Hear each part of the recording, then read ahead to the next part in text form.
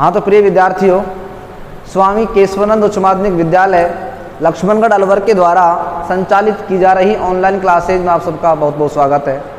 देखिए लड़कों, आज हम पढ़ रहे हैं पद परिचय का टॉपिक, जो कि एक बहुत ही कठिन टॉपिक है। अगर देखा जाए तो कठिन है ना, वरना सबसे सरल टॉपिक भी है ये आपके पूर्व ज्ञान पर आधारित है कि आप कितनी व्याकरण की जानकारी कितनी रखते हैं। ठीक है, अगर आपको व्याकरण के सारे टॉपिक्स आते हैं तब तो ये टॉपिक आपके लिए बड़ा सरल है।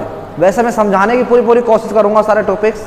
ठीक है, ये पद परिचय होता क्या है। देखिए, परिचय को समझने से पहले शब्द और पद का भेद समझना आवश्यक है। सबसे पहली बात तो यही है अपनी कि हम पद परिचय तो जब सीखेंगे, पहले हमें ये आना चाहिए कि शब्द तो क्या होता है और पद क्या होता है।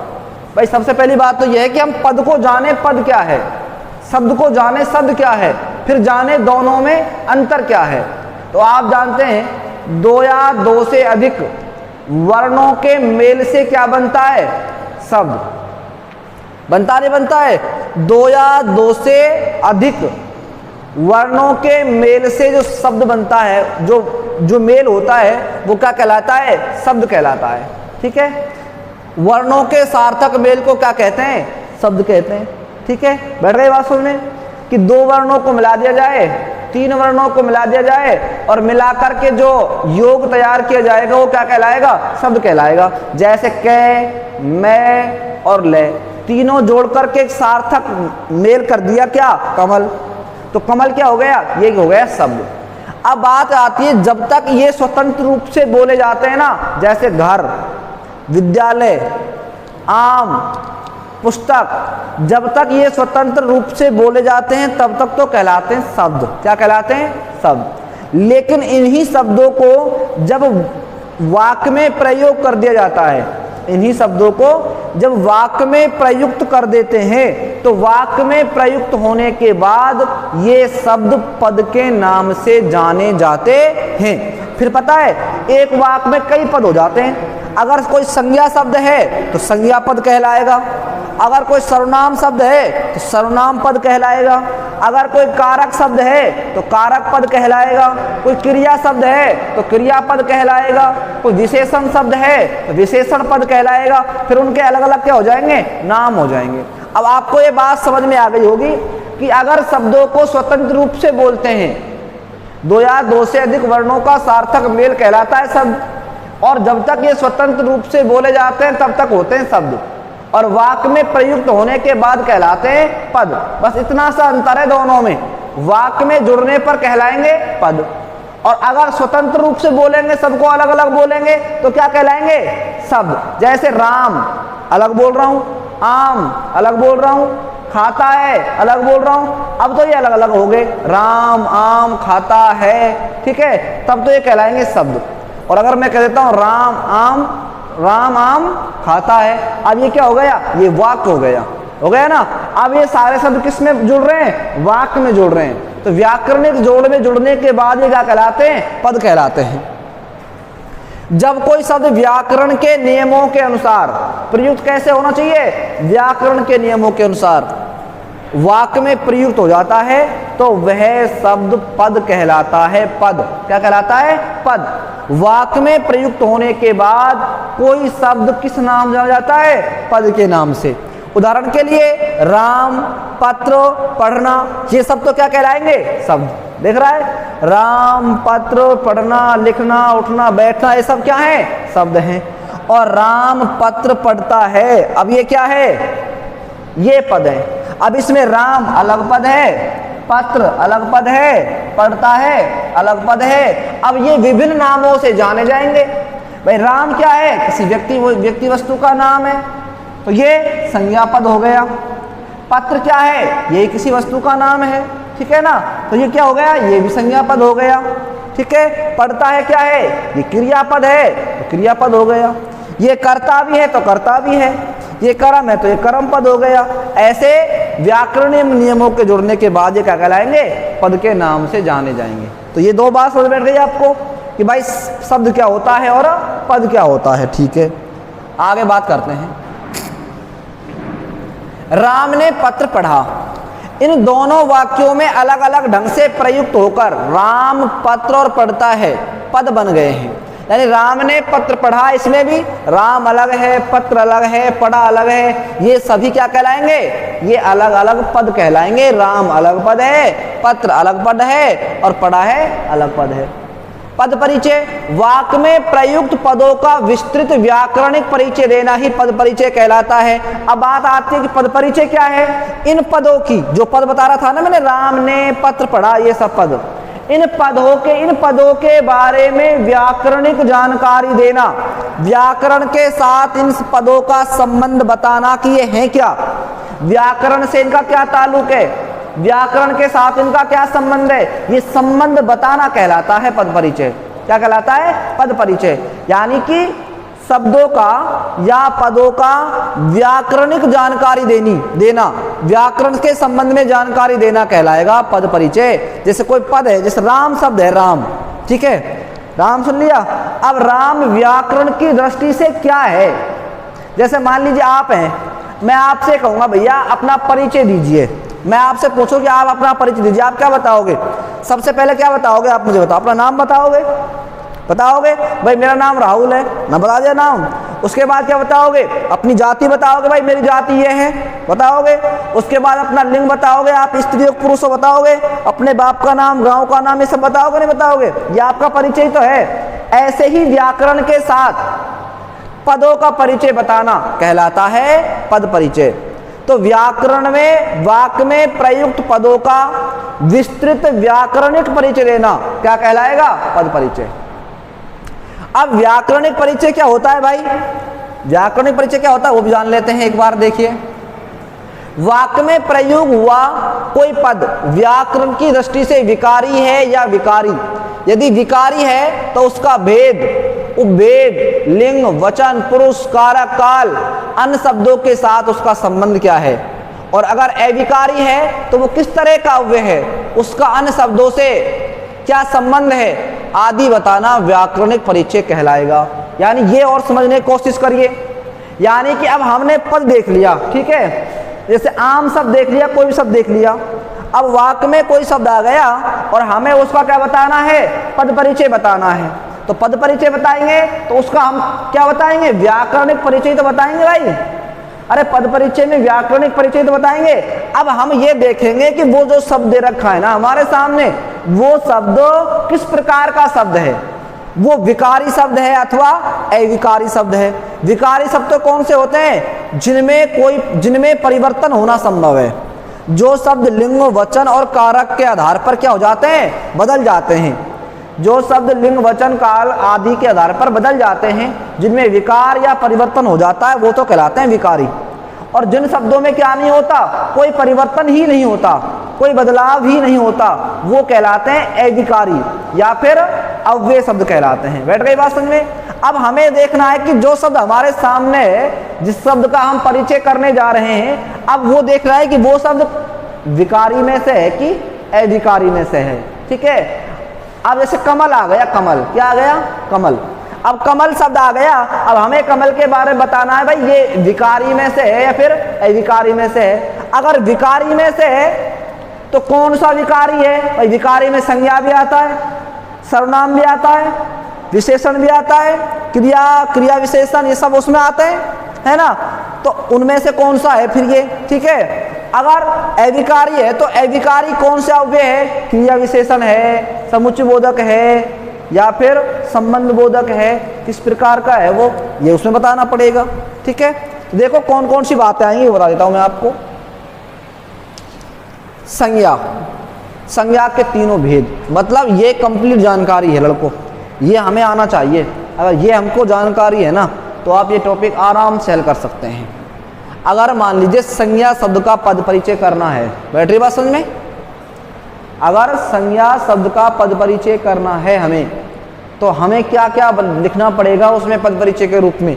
सबसे पहले तो बताना पड़ेगा कि उस संज्ञा का कौन सा प्रकार है। संज्ञा कितने प्रकार की रहे? 3 प्रकार की। कौन कौन सी? व्यक्तिवाचक, जातिवाचक और भाववाचक, 3 प्रकार की संज्ञा है। अब जो शब्द हमारे सामने आया है, जिसका हम परिचय कर रहे हैं, ठीक है, जिसकी हम जानकारी दे रहे हैं ना, अगर वो संज्ञा शब्द है तो हमें क्या बताना पड़ेगा, सबसे पहले तो हमें बताना पड़ेगा कि वो शब्द है क्या, संज्ञा है कि सर्वनाम है कि विशेषण है, क्या है ना। अगर वो संज्ञा शब्द है तो संज्ञा का फिर कौन सा भेद है, वो व्यक्तिवाचक संज्ञा में आ रहा है या फिर जातिवाचक संज्ञा में आ रहा है या फिर भाववाचक में आ रहा है, एक तो हमें ये बताना पड़ेगा, ठीक है। फिर उस शब्द के बारे में क्या जानकारी देंगे कि वो शब्द जो जिसका हम परिचय कर रहे हैं वो शब्द कौन से लिंग का है, स्त्रीलिंग में है वो शब्द या फिर पुल्लिंग में है। अब लिंग कितने होते हैं हिंदी में, 2, स्त्रीलिंग और पुल्लिंग, तो कौन से लिंग का वो शब्द है उसका लिंग बताना पड़ेगा, ठीक है। तीसरे नंबर पर क्या बताएंगे, वचन बताएंगे।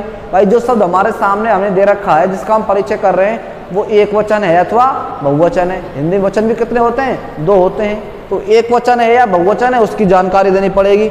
उसके बाद क्या बताना पड़ेगा, कारक क्रिया के साथ संबंध, लास्ट में बताना पड़ता है कारक कि वो कौन सा उसमें कारक है, ठीक है। तो अगर संज्ञा शब्द का परिचय हम देंगे तो हमें क्या आना चाहिए, हमें बताना पड़ेगा संज्ञा के भेद, उसका लिंग, उसका वचन और उसका कारक, ठीक है। वैसे हम इनकी जानकारी आगे चल करके डिटेल से पढ़ेंगे, पर अगर आप जानकारी तो रखते हो भाई संज्ञा सर्वनाम तो आपने पूरी क्लास में पढ़े, सब जानते हैं उनको, तो पहले बताएंगे संज्ञा का भेद बताएंगे कि वो कौन से प्रकार की संज्ञा है, फिर उसका लिंग बताएंगे, फिर उसका वचन बताएंगे, फिर उसका कारक बताएंगे। पर ये क्रम से रखना है, क्या रखना है लड़कों, क्रम से। वैसे तो गलत कुछ नहीं है, अगर आप कारक को पहले बता दें तो गलत थोड़ी हो रहा है, जब भी परिचित है उसका, लेकिन थोड़ा तरीके से बताएंगे अच्छा रहेगा। सबसे पहले संज्ञा का भेद बताएंगे, उसके बाद लिंग, वचन और कारक बताएंगे। अगर मान लीजिए जिस शब्द का हम परिचय करने जा रहे हैं वो संज्ञा शब्द नहीं है, भाई संज्ञा नहीं है, जैसे राम आम खाता है, यहाँ तो राम क्या हो गया, संज्ञा हो गया ना, है ना। राम क्या है, राम का परिचय करेंगे तो राम क्या है, संज्ञा। अब संज्ञा कौन सी है, राम किसी का नाम है, पर्टिकुलर नाम है, विशेष नाम है, तो क्या हो गई, व्यक्तिवाचक संज्ञा हो गई। अब राम का फिर क्या बताएंगे हम, लिंग बताएंगे, तो राम का लिंग क्या हो गया, पुल्लिंग हो गया। फिर क्या बताएंगे, वचन बताएंगे, राम का वचन क्या हो गया, एक वचन हो गया। कारक बताएंगे तो राम क्या है, कर्ता कारक है, हो गया ना। ये इसका परिचय हो गया, बैठ रही बात समझ में। वाक्य दिया जाएगा कि राम आम खाता है, उसमें रेखांकित पद खींच दिए जाएंगे, जैसे राम के नीचे शब्द रेखा खींच दी तो आपको राम का ही परिचय करना होगा।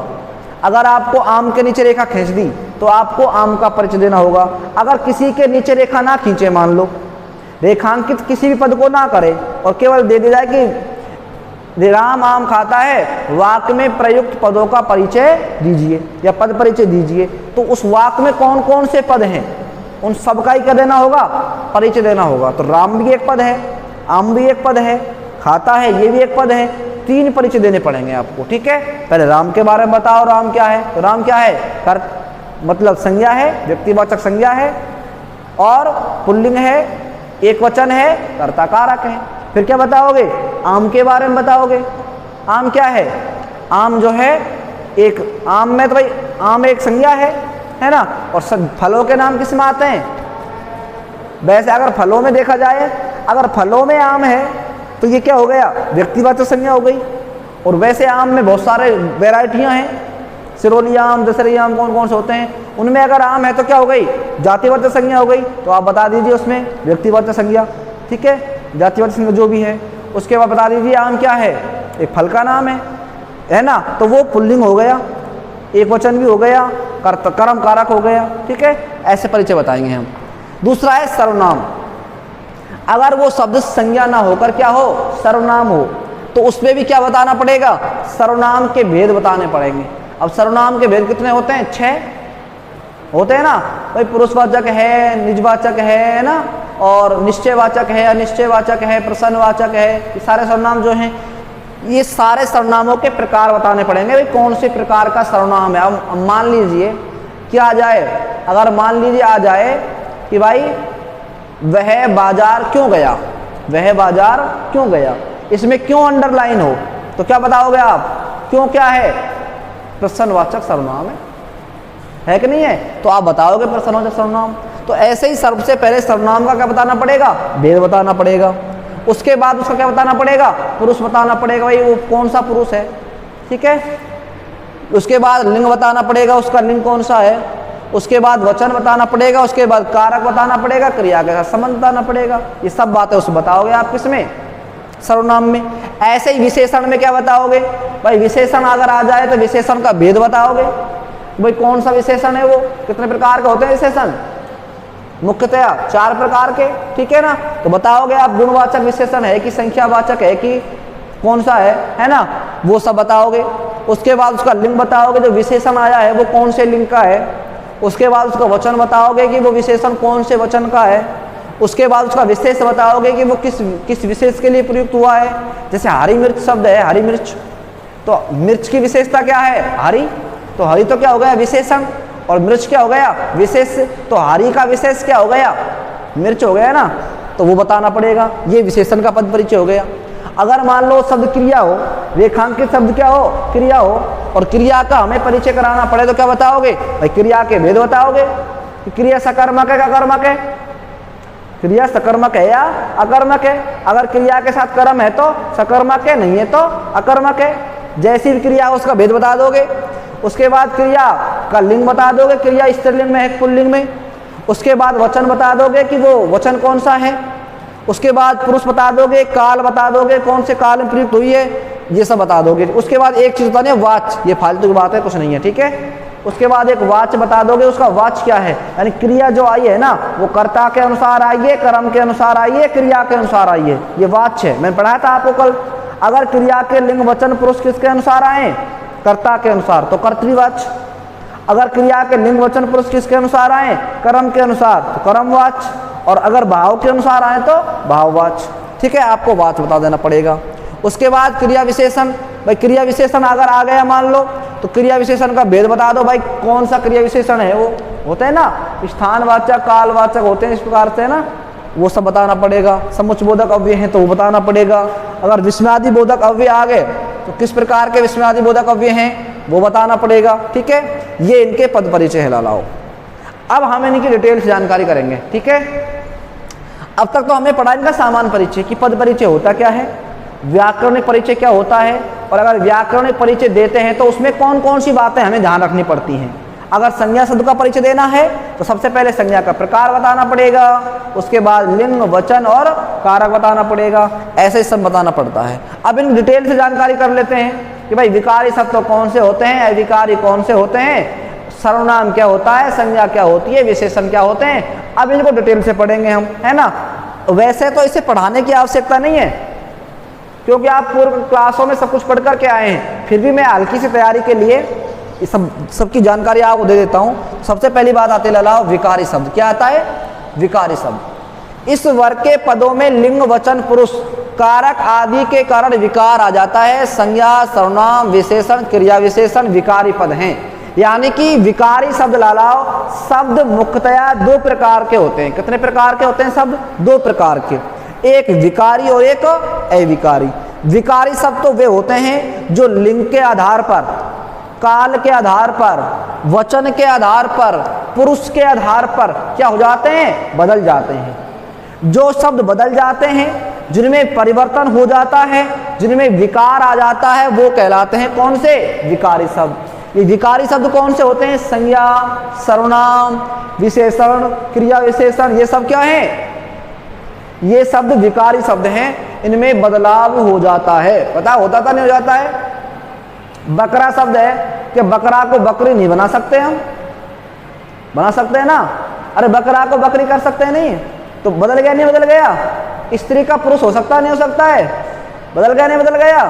तो ये सब तो ऐसे हैं जिनको हम क्या कर सकते हैं, बदल सकते हैं। जैसे मान लीजिए शब्द था वह, और वह को हमने बहुवचन क्या बना दिया, उसने, बदल गया नहीं बदल गया।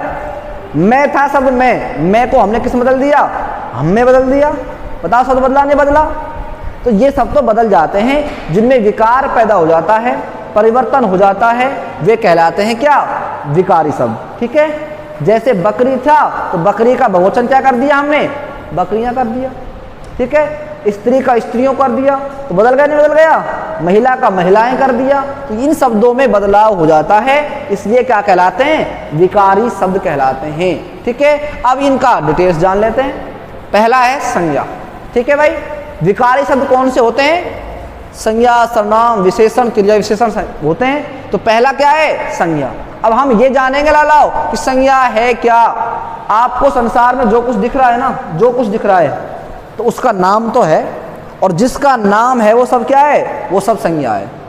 जो भी हमें चराचर जगत में जो कुछ दिखाई दे रहा है, चाहे वो सजीव हो चाहे वो निर्जीव हो, हमें संसार में जो भी कुछ दिखाई दे रहा है वह सब क्या है? संज्ञा है। यानी किसी प्राणी, व्यक्ति, वस्तु, स्थान, नाम आदि के भाव का बोध कराने वाले शब्द क्या कहलाएंगे? संज्ञा। किसे कहते हैं संज्ञा? वे शब्द जो किसी स्थान, जाति, धर्म, लिंग, भाव, प्राणी, स्थान, वस्तु आदि का क्या कराते हैं? बोध कराते हैं, जानकारी कराते हैं। वे सब क्या कहलाते हैं? संज्ञा। संज्ञा का शाब्दिक अर्थ होता है नाम। क्या होता है? नाम। और संसार में जो भी हमें कुछ दिखाई दे रहा है, चाहे वो वस्तु है, चाहे वो व्यक्ति है, चाहे कोई स्थान है, चाहे कुछ भी है, चाहे वो भाव ही क्यों नहीं है, भाई क्रोध, घृणा, नफरत, हंसी, मजाक, ये सब भाव ही तो हैं। ये सब क्या कहलाएंगे? संज्ञा कहलाएंगे। बैठ गई बात समझ में? तो संज्ञा क्या होती है? किसी व्यक्ति, वस्तु, स्थान, जाति, धर्म, लिंग, पुरुष सबका नाम, ये क्या है? संज्ञा है। ठीक है। अब संज्ञा के प्रकार कौन कौन से होते हैं लालाओ? संज्ञा के 3 प्रकार होते हैं। कितने प्रकार होते हैं? 3। पहली संज्ञा कौन सी होती है? व्यक्तिवाचक संज्ञा। व्यक्तिवाचक संज्ञा जो होती है वो व्यक्ति विशेष का बोध कराती है। किसका बोध कराती है? व्यक्ति विशेष का, जिसमें किसी का नाम हो सकता है, किसी स्थान का नाम हो सकता है, ठीक है, किसी वस्तु का नाम हो सकता है। बैठ गई बात समझ में? तो किसी वस्तु का नाम या किसी व्यक्ति के विशेष नाम का बोध कराती है ना, वो कहलाती है क्या? व्यक्तिवाचक संज्ञा। जैसे राम क्या है? एक व्यक्ति का नाम है। आगरा किसी शहर का नाम है। दिल्ली किसी शहर का नाम है। गांधी जी किसी व्यक्ति विशेष का नाम है। गंगा, हिमालय, तो ये सब क्या है? नाम ही तो हैं। तो व्यक्ति विशेष, स्थान विशेष, वस्तु विशेष का बोध करा रहे हैं, इसलिए क्या हो गई? व्यक्तिवाचक संज्ञा हो गई। जातिवाचक संज्ञा लाओ। ये जातिवाचक संज्ञा एक समूह का बोध कराती है। किसी समूह का, किसी समुदाय का या किसी जाति विशेष का क्या कराती है? बोध। तो वो क्या कहलाएगा? वो कहलाएगी जातिवाचक संज्ञा। जैसे अभी बता रहा था मैं आपको, आम सब बता रहा था। आम, अगर आम को देखा जाए तो अगर फलों में आम देखा जाए, फलों में, भाई फल तो बहुत सारे होते हैं और बहुत सारे फलों में आम पर्टिकुलर फल है, तो तब तो ये क्या कहलाएगा? ये कहलाएगी व्यक्तिवाचक संज्ञा। बैठ गई बात समझ में? आम। और अगर आम की वैरायटियों में आम है, दशहरी आम, सिरोही आम, कौन कौन से होते हैं आम, है ना, अगर उनमें आम है तो उनमें फिर क्या कहलाएगा? ये जातिवाचक संज्ञा हो गई, क्योंकि आम सब में सारे आम आ रहे हो, चाहे सिरोही हो, दशहरी हो, चाहे कोई से आम हो, तब क्या कहलाएगा? तब वो जातिवाचक संज्ञा कहलाएगा। तो ये आपको उदाहरण देखकर पता लगेगा। समझ रहे हो ना? उदाहरण क्या है, किस तरह से वाक्य आ रहा है।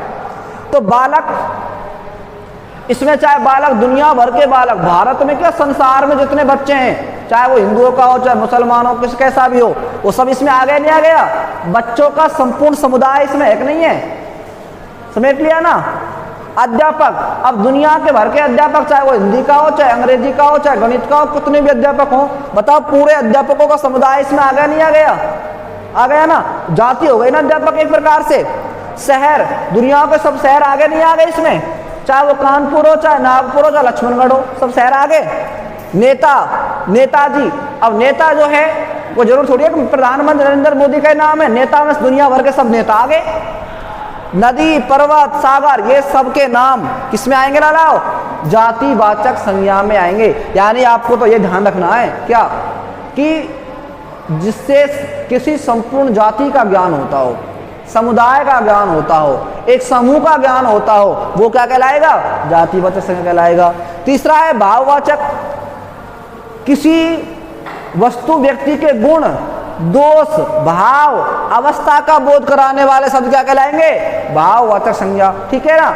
चाहे दोष बताए जाए, कोई कमी बताई जाए, चाहे गुण बताए जाए, ठीक है, चाहे उसकी अवस्था बताई जाए, वो सब क्या कहलाएगा? भाववाचक संज्ञा। जैसे बचपन, बुढ़ापा, जवानी, ये सब क्या है? ये अवस्था ही तो है, अवस्था नहीं है? बचपन अलग अवस्था है, बुढ़ापा अलग अवस्था है। ये अपनापन, घृणा, प्रेम, मित्रता, मजबूती, सफाई, मीठा, खट्टा, बुरा, अच्छा, ये सब क्या है? ये भाव ही तो हैं। तो भावों के नाम किस में आएंगे? भाववाचक संज्ञा में। जाति, समुदाय, समूह का नाम किस में आएगा? जातिवाचक संज्ञा में। किसी व्यक्ति विशेष के नाम किस में आएंगे?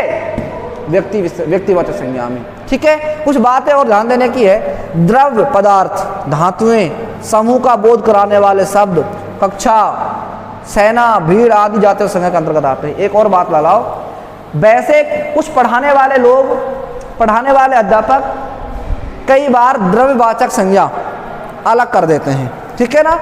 लेकिन ये सारे द्रव्यवाचक जो शब्द आते हैं ना, पदार्थ वगैरह सब जो आते हैं, ये सब के सब किस में आते हैं? जातिवाचक संज्ञा में ही आते हैं। बैठ गए बात समझ में? द्रव्यों के नाम हो, द्रव्यों के नाम, जो भी द्रव्य हैं, जो भी तरल पदार्थ हैं, जितने भी पानी है ना, जो भी हैं वो सब इसमें आ जाएंगे। पदार्थों के नाम, लोहा, चांदी, सोना, तांबा, पीतल, ये सब किस में आएंगे? ये जातिवाचक संज्ञा में आएंगे। ध्यान करना बात है ना। कक्षा है, सेना है, भीड़ है, ये सब किस में आते हैं? जातिवाचक संज्ञा में ही आते हैं। आप इनको अलग से मत लिखना द्रव्यवाचक संज्ञा, ठीक है ना। अगर सोना आ जाए, सोना, तो तुम ये मत लिखना कि पदार्थवाचक संज्ञा है या द्रव्यवाचक संज्ञा है, तुम क्या लिखना? जातिवाचक संज्ञा है। बैठ गई बात समझ में? वैसे पढ़ाने वाले पढ़ा देते हैं, कोई दिक्कत नहीं है, पर उनको आप जातिवाचक के अंतर्गत ही रखना। मुख्यतः संज्ञाएं कितनी होती हैं? 3 ही होती हैं। तो लाला, अब मेरे हिसाब से आपको एक बात समझ बैठ गई होगी। अगर कोई शब्द संज्ञा शब्द है और हमें उस संज्ञा शब्द का क्या कराना है? परिचय कराना है, तो संज्ञा शब्द का परिचय आप आराम से करा दोगे। अगर किसी व्यक्ति विशेष का नाम है तो व्यक्तिवाचक है, ठीक है। अगर किसी वस्तु विशेष का नाम है तो क्या है? व्यक्तिवाचक है। अगर किसी जाति का नाम आ जाए, समूह का नाम आ जाए, समुदाय का नाम आ जाए, जिसमें एक व्यक्ति नहीं हो, बहुत सारे व्यक्ति हों, एक नाम में बहुत सारे नाम समाये हों, ठीक है, तो वो क्या कहलाएगा? वो जातिवाचक संज्ञा कहलाएगी। जैसे मान लीजिए पुलिस आ गई, पुलिस। अब पुलिस में एक आदमी थोड़ी रहे, पुलिस एक आदमी का नाम है, तुम बताओ ना है ना, कितनों का नाम है? बहुत सारों का नाम है ना है। अरे बहुत सारे पुलिस वाले सिपाहियों का नाम है ना पुलिस, तो समूह हो गया नहीं हो गया? क्या हो गया? तो ध्यान करना, जातियों के नाम, पशुओं के नाम, पक्षियों के नाम, फलों के नाम, ये सब किस में आएंगे? इसी में आएंगे, ठीक है ना। फल वगैरह सब जो है इसी में आ जाएंगे। किसमें? जातिवाचक संज्ञा में। द्रव्यों के नाम, पदार्थों के नाम, ये सब, ठीक है। उसके बाद बात आते लाओ लिंग की। किसकी आती है? लिंग की। ये लिंग क्या है? तो संज्ञा आपने जान ली, ठीक है। अब हम देखते हैं लिंग को।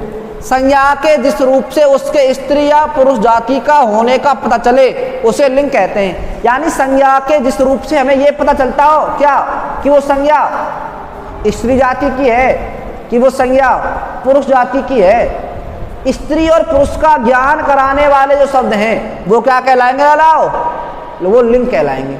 और हिंदी में लिंग कितनी होती हैं? सिर्फ 2, सिर्फ 2। एक तो पुल्लिंग और एक स्त्रीलिंग। अगर संज्ञा के जिस रूप से बोध होता हो किसका? पुरुष जाति का, तो होगी पुल्लिंग। अगर बोध होता हो किसका? स्त्री जाति का, तो होगी क्या? स्त्रीलिंग। बैठ गए बस में? अगर पुरुष जाति का बोध होता हो तो पुल्लिंग, स्त्री जाति का बोध होता हो तो स्त्रीलिंग। अब ध्यान करिएगा, स्त्रीलिंग में तो कौन कौन से आते हैं, पुल्लिंग में कौन कौन से आते हैं, तो बता देता हूं मैं। आकाश की सभी वस्तुएं जो आकाश में होती हैं ना, जितनी भी वस्तुएं, वे सब के सब पुल्लिंग में होती हैं, सिर्फ किसको छोड़कर? आकाश गंगा को छोड़कर। किसको छोड़कर? आकाश में जो आकाश गंगा है ना, उसको छोड़ दो आप, बाकी सब किस में आएंगे? पुल्लिंग में आएंगे। आसमान भी पुल्लिंग में आएगा, चांद भी पुल्लिंग में आएगा, सूरज भी पुल्लिंग में आएगा, तारे भी पुल्लिंग में आएंगे। आकाश गंगा किस में आएगी? किस में आएगी? स्त्रीलिंग में। दुनिया में जितनी भी नदियां हैं, जितनी भी नदियां हैं, उन सब नदियों के नाम स्त्रीलिंग में होते हैं, 2 नदियों को छोड़ के, एक सिंधु और एक ब्रह्मपुत्र। क्योंकि सिंधु का नाम किसी आदमी के नाम पर पड़ा है और ब्रह्मपुत्र का नाम बेटे के नाम पर पड़ा है, इसलिए दोनों पुल्लिंग में आती हैं। सिंधु भी पुल्लिंग में आती है, ब्रह्मपुत्र भी पुल्लिंग में आती है, बाकी सब नदियों किस में आएंगी? स्त्रीलिंग में। दुनिया की पर्वतमालाओं के नाम, पर्वतों के तो नाम पुल्लिंग में आएंगे, पर्वतों के नाम तो किस में आएंगे? पुल्लिंग में, लेकिन पर्वतमालाओं के नाम किस में आएंगे? स्त्रीलिंग में आएंगे। दुनिया के सभी सागरों के नाम, समुद्रों के नाम किस में आएंगे? पुल्लिंग में आएंगे। किसको छोड़कर? बंगाल की खाड़ी को छोड़कर।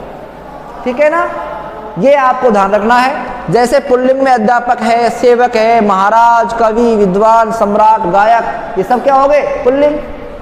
स्त्रीलिंग में अध्यापिका, सेविका, महारानी, कवयित्री, विदुषी, सम्राज्ञी, गायिका, ये किस में हो गए? ये स्त्रीलिंग में हो गए। ध्यान दे, राष्ट्रपति, प्रधानमंत्री, इंजीनियर, मैनेजर, सचिव, क्लर्क आदि का प्रयोग दोनों लिंगों के साथ किया जाता है। ये कुछ शब्द ऐसे हैं लालाओ जो स्त्रीलिंग में भी आते हैं तो पुल्लिंग में भी आते हैं। कुछ शब्द हैं ये। राष्ट्रपति, अब राष्ट्रपति चाहे स्त्रीलिंग हो चाहे पुल्लिंग हो, फिक्स शब्द है, राष्ट्रपति आएगा। ठीक है ना।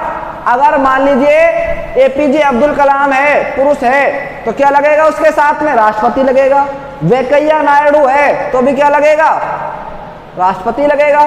तो ये शब्द ऐसे हैं जो स्त्रीलिंग में भी प्रयुक्त होते हैं, पुल्लिंग में भी प्रयुक्त होते हैं। कौन कौन शब्द है वो?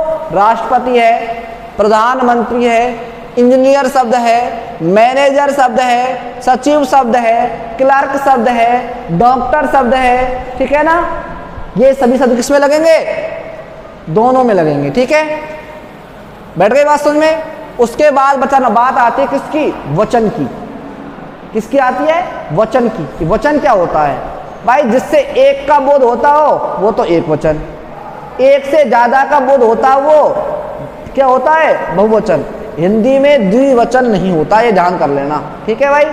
हिंदी में संज्ञाओं की संख्याओं का बोध कराए उसे क्या कहते हैं? उसे कहते हैं लालाओ वचन। संज्ञा के जिस रूप से उसके एक होने या अनेक होने का भाव पता चले उसे कहते हैं वचन।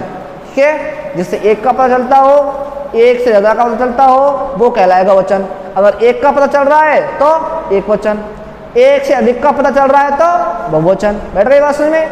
अब सुनो, जैसे एक जैसे कलम है, दवात है, कुर्सी है, नारी है, दवाई है, घोड़ा है, मटका है, सड़क है, ये सारे सब एक एक ही तो हैं, एक एक ही है ना। तो ये क्या कहलाएंगे बताओ? एक वचन कहलाएंगे। दूसरा हमने इसको बदल दिया कल में। अब कल में क्या है? एक कलम थोड़ी ही है, बहुत सारे कलमें हो गई तो बहुवचन हो गया। दवातें, बहुत सारी दवातें हो गई, बहुवचन हो गया। कुर्सियां, नारियां, दवाइयां, घोड़े, मटके, सड़कें। अब इसका मतलब क्या है? कि ये एक से क्या है? ज्यादा है। अगर एक संख्या का बोध होता हो तो एक वचन, एक से ज्यादा संख्याओं का बोध होता हो तो क्या होगा? बहुवचन। लेकिन कुछ शब्द ऐसे होते हैं लालाओ, कुछ शब्द ऐसे होते हैं जो हमेशा बहुवचन में ही प्रयुक्त होते हैं, जिनका एक वचन होता ही नहीं है। ठीक है। भीड़, जनता, सेना, कक्षा आदि सदा एक वचन में आते हैं, ये ध्यान कर लेना। भीड़ है हमेशा एक वचन में आएगी, जनता शब्द है एक वचन में आएगी, सेना शब्द है एक वचन में आएंगे, कक्षा शब्द है एक वचन में आएगी। लेकिन आंसू, बाल, दर्शन, हस्ताक्षर, प्राण, ये शब्द ऐसे हैं जो हमेशा बहुवचन में ही आते हैं। जो किस में आते हैं? हमेशा बहुवचन में। जैसे एक वाक्य बोल रहा हूं मैं, सुनो, मेरा हस्ताक्षर सुंदर है, तो मेरा हस्ताक्षर क्या है? हस्ताक्षर ऑलरेडी किसमें होता है? बहुवचन में। तो क्या हो जाएगा वाक्य? मेरे हस्ताक्षर सुंदर है। तो हस्ताक्षर किस में आता है? हमेशा बहुवचन में।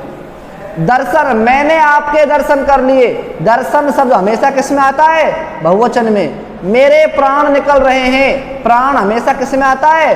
बहुवचन में। मेरे बाल सफेद हो गए हैं, तो बाल हमेशा किस में आता है? बहुवचन में। लेकिन कुछ शब्द, मेरे आंसू निकल रहे हैं, आंसू निकल रहे हैं, आंसू हमेशा किस में आते हैं? बहुवचन में। लेकिन कुछ शब्द ऐसे हैं लाओ जो हमेशा ही किस में आएंगे? एक वचन में आएंगे। जैसे कक्षा शब्द है, मेरी कक्षा में, मेरी कक्षा में, तो मेरी क्या है? कक्षा में, एक स्पेशल नाम हो रहा है ना, एक वचन प्रयुक्त होगी। और इनको पहचानने के लिए बता देता हूँ मैं। जैसे आपको लिंग बताया था ना मैंने, लिंग को समझने का एक सीधा नुस्खा बताता हूँ मैं आपको। शब्दों के साथ में अच्छा और अच्छी लगाकर देखो आप। जिन शब्दों के साथ में अच्छा शब्द सही बैठ जाता है ना, वो तो आएंगे किसमें? पुल्लिंग में। और जिनके साथ अच्छी शब्द बैठ जाता है ना, ठीक, वो आएंगे स्त्रीलिंग में। जैसे लड़का अच्छा अच्छी, अच्छा, लड़का अच्छा क्या है? पुल्लिंग। लड़की अच्छा अच्छी, अच्छी क्या है? स्त्रीलिंग। कमरा अच्छा अच्छी, अच्छा, पुल्लिंग, ठीक है ना। घर अच्छा अच्छी, अच्छा, पुल्लिंग। रजाई अच्छा अच्छी, रजाई, रजाई अच्छा नहीं होता ना, अच्छी क्या हो जाएगा? स्त्रीलिंग। दही अच्छा अच्छी, दही अच्छा, दही हमेशा पुल्लिंग में होता है, ये ध्यान रख लेना, ठीक है। दही हमेशा पुल्लिंग में प्रयुक्त होता है। कुछ ऐसे अपवाद होते हैं जो अलग बात है, ठीक है। तो आज के लिए हम इतना ही पढ़ेंगे लड़कों, ठीक है। हमने संज्ञा पढ़ लिया, 3 प्रकार की संज्ञाएं होती हैं, व्यक्तिवाचक, जातिवाचक, भाववाचक। हमने लिंग पढ़ ली, 2 प्रकार की लिंग होती हैं, स्त्रीलिंग और पुल्लिंग। पुल्लिंग से पुरुष जाति का बोध होगा, स्त्रीलिंग से स्त्री जाति का बोध होगा। हमने 2 वचन पढ़ लिए, एक वचन और बहुवचन। संज्ञा के जिस रूप से एक का बोध होता हो एक वचन, एक से अधिक का बोध होता हो बहुवचन, ठीक है। हमने कुछ शब्द ऐसे जान लिए जो तथ्य हैं, फैक्ट हैं कि कौन शब्द बहुवचन में ही आते हैं, कौन शब्द स्त्रीलिंग में आते हैं। बाकी हम कल पढ़ेंगे, ठीक है।